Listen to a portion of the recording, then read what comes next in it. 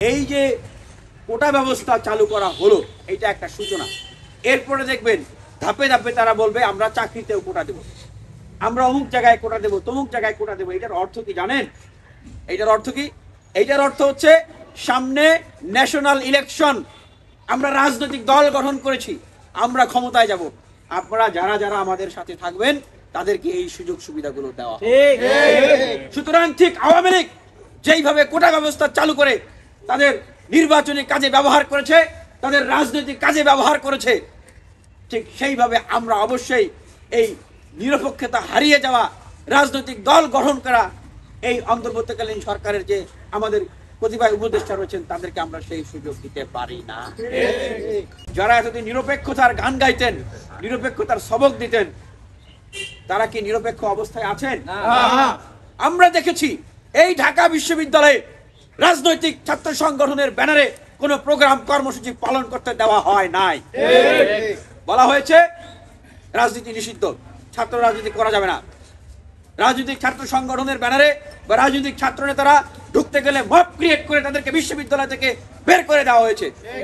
যারা এই কাজগুলো করেছে, জঘন্য কাজগুলো করেছে, তারাই এখন নতুন ছাত্র সংগঠনের নেতা, তারা এখন নতুন নতুন ছাত্র সংগঠনের নেত্রী, তারা এখন নতুন রাজনৈতিক দলের নেতা, তারা এখন নতুন রাজনৈতিক দলের নেত্রী।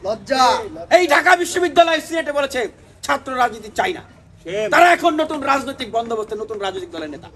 এই ধরনের রাজনৈতিক প্রতারণা তারা করেছে বাংলাদেশের মানুষের সাথে। সেই জায়গা থেকে বলতে চাই, আপনারা মানুষের চোখে ধোলা দিয়ে মানুষের সাথে প্রতারণা করে আপনারা যে ক্ষমতায় যাওয়ার এজেন্ডাকে হিসেবে এই বৈষম্য বিরোধী প্ল্যাটফর্মটাকে কাজে লাগাচ্ছেন, অপব্যবহার করছেন, সেটার তীব্র নিন্দা এবং প্রতিবাদ জানাচ্ছি। তারা সবচেয়ে বেশি যে সমস্যাটি ফেস করছেন সেটি হচ্ছে নিরাপত্তাহীনতা। আমরা আপনারা কেউই জানি না যে এইখান থেকে আমরা নিরাপদে রাতের বেলা বাসায় ফিরতে পারবো কিনা, আমাদের জীবন নিয়ে আমরা নিরাপদে বাসায় ফিরতে পারবো কিনা। সুতরাং ঠিক এই মুহূর্তে এই পরিস্থিতিগুলোকে ধামাচাপা দেওয়ার জন্য তারা এই ধরনের একটি ঘটনার অবতারণা করলেন।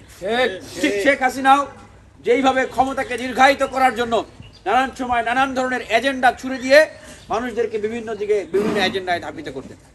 এটার পিছনে ওনাদের যে রাজনৈতিক উদ্দেশ্য, বাংলাদেশে 5ই আগস্টের পরে সর্বপ্রথম কোটা প্রথা কোথায় প্রয়োগ করা হয় আপনারা কি অবগত আছেন? বলতে পারবেন? আপনাদেরকে একটু ধরিয়ে দিই। বাংলাদেশে 5ই আগস্টের পরে সর্বপ্রথম কোটা ব্যবস্থার প্রয়োগ করা হয় উপদেষ্টা নিয়োগের ক্ষেত্রে। সেখানে ছাত্র কোটায় উপদেষ্টা নিয়োগ দেওয়া হয় এবং বলা হয় ওনারা বৈষম্য বিরোধী ছাত্র আন্দোলনের প্রতিনিধি।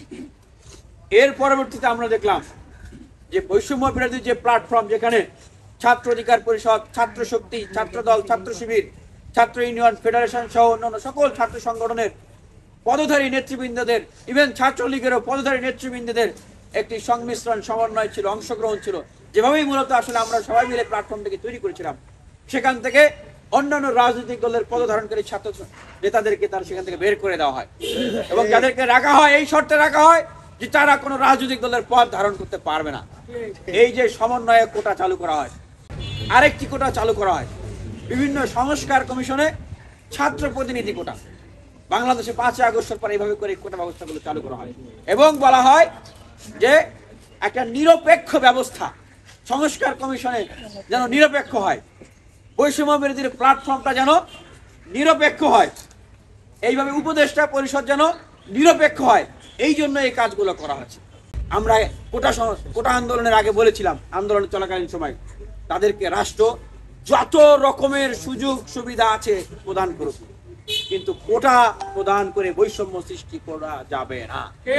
ঠিক একইভাবে বলছি, বর্তমান রাষ্ট্র ব্যবস্থায় আমাদের যে শহীদ ভাইদের, যে সূর্য সন্তানদের জীবনের বিনিময়ে, যে আহতদের ত্যাগের বিনিময়ে আমরা এই বাংলাদেশ পেয়েছি, তাদেরকে রাষ্ট্রের সর্বোচ্চ সম্মান এবং সুযোগ সুবিধা দিতে হবে, কিন্তু কোটা নয়।